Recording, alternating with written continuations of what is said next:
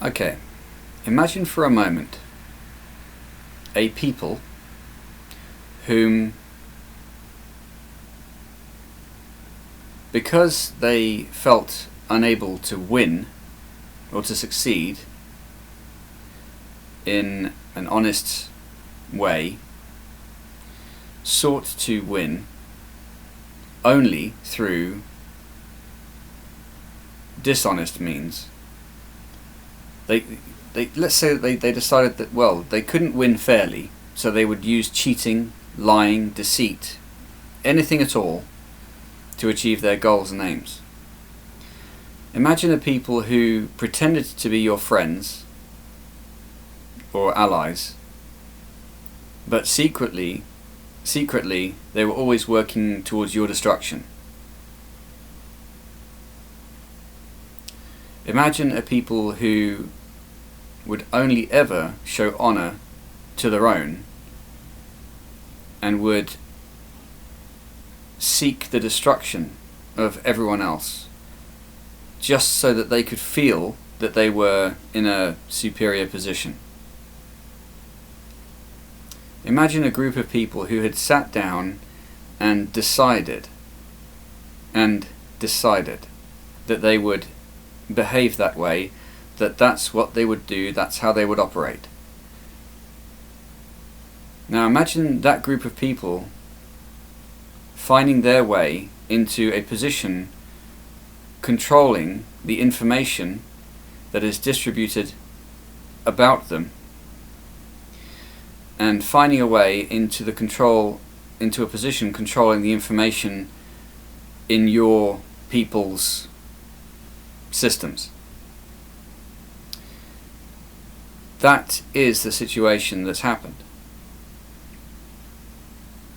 The reason people don't know about it or can't really fathom this happening is because this particular people that I'm referring to indeed do have an overarching control of the information that is produced about them and information access in general. You can find out about them, you can find out about what they're doing and what they have done, but their being in control of the information systems means that they don't want you to find that information, although you could, and they don't want you to look for it. And the way that they've decided to try to stop you looking for it is mostly distraction. So they try to keep people as distracted as possible. So all of the entertainment media is not just to keep people occupied in the general sense, i.e., just casual entertainment.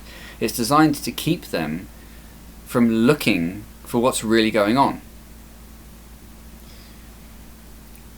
It's also laced with demoralizing propaganda to try to diminish people's belief in themselves and cause them to be morally weak, so that they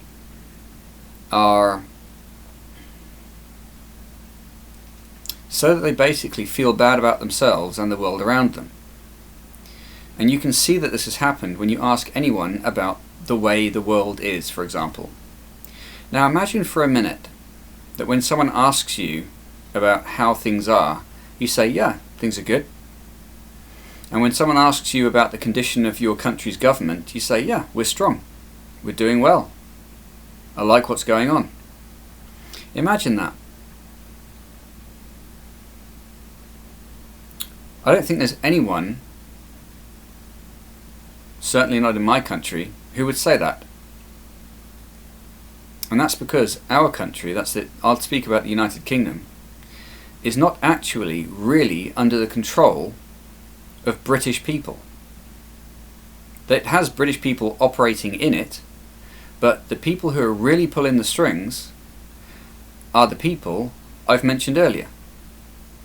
The people who have designs on controlling everyone else and dragging other people down so that they feel superior. Imagine you were running a race, and instead of your opponents trying to win through their own efforts, they applied themselves to trying to make you lose. A silly example, but a fair example, is Dick Dastardly in the old cartoon Wacky Racers. He applied all of his energy not to creating his own success, but to creating the failure of others. And that's exactly what these people are doing.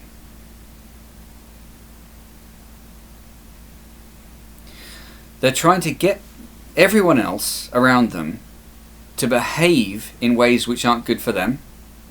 They're trying to get them to develop habits which aren't good for them, i.e. good for the individuals concerned, so that people destroy themselves. That instead of working on themselves to make themselves better, they've devoted themselves to trying to undermine other people in any way they can. That's sick. If I am entering into competition with someone and they beat me because they've tried harder, they've worked harder, they've trained more effectively, they are better at what they're doing, so be it. That's fair competition, and you get sportsmanship, gamesmanship from that. But if someone's cheating, unilaterally cheating, they haven't actually won. Causing other people to lose isn't the same as winning. If you put yourself up against someone else and they've won because they were better at the particular thing you were doing, then that's that. They've won. And you can use that as a motivation to make yourself even better. That's what competition's for. But if someone else cheats, well, they've spoiled everything, haven't they? And they haven't actually won. And these people are unilaterally cheating because they can't win by themselves. This is why they've decided to act this way. If you have got half a brain, then you either know who I'm talking about or you will want to find out who I'm talking about. It's not very difficult to spot. You just need to open your eyes. At first, when you figure it out, you will be pretty horrified and you won't want to believe it. That's what happens when you come across this information. But eventually you will accept the plain truth as you see it. And that's what these people don't want, because obviously them being exposed was the last thing they want. Now, it has happened before. These people have behaved this way before, and they have been found out and exposed. And they know, frankly, it's going to happen again. They're just playing for time at the moment. But imagine if instead of worrying about such people, you concerned yourself with exactly what they don't want you to concern yourself with. Imagine if you concerned yourself with your betterment, your self-development as an individual and as a society. Imagine if you focused upon producing greatness, great things, in yourself and in others, among your people. See, right now, if I spoke this way in front of one of these people, they would be horrified, they'd be cringing, they'd be scowling, they'd be saying, no, no, no, because that's the very thing they don't want, because strong people are their worst terror. They want everyone around them to be weak and broken.